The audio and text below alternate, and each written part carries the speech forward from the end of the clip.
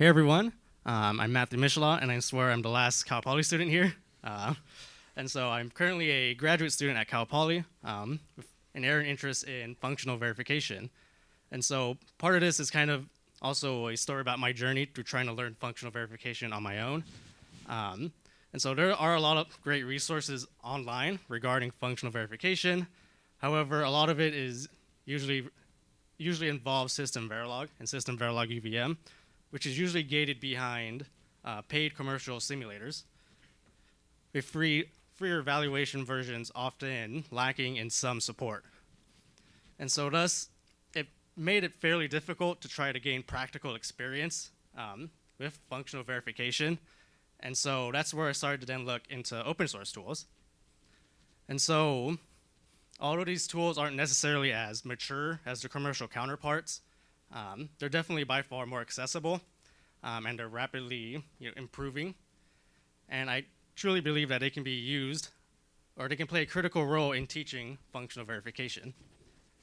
And so the main goal of this framework is to, one, make verification education more accessible, and to empower researchers, engineers, and students like myself to learn about design verification, develop more robust systems, and ultimately gain practical experience. And so with that, here's kind of a work in progress with how I envision the framework. It's split into 3 units with a culminating experience of verifying a 5-stage pipeline processor, which I actually was inspired by the Open Hardware Group's work in verification. And so the first unit introduces what functional verification is, and why it's important, and then how to get started via verification planning. The second unit then goes over coverage-driven verification, which is a staple methodology in verification. And so with that, it uses Cocotb.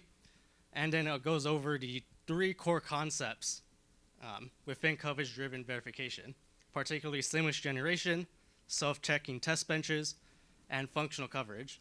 Now, Cocotb itself doesn't natively support seamless generation or functional coverage, and so that will be provided by PyVSC, which is actually one of the other talks. So I'm super excited to hear about that. And then this will all be brought within context of universal verification methodology with UVM support provided by PyUVM. Lastly is a foray into assertion-based verification, where we introduce assertions as well as simulating assertions with Verilator. And then seeing how we can use assertions to also do things like form verification using SymbiYosys.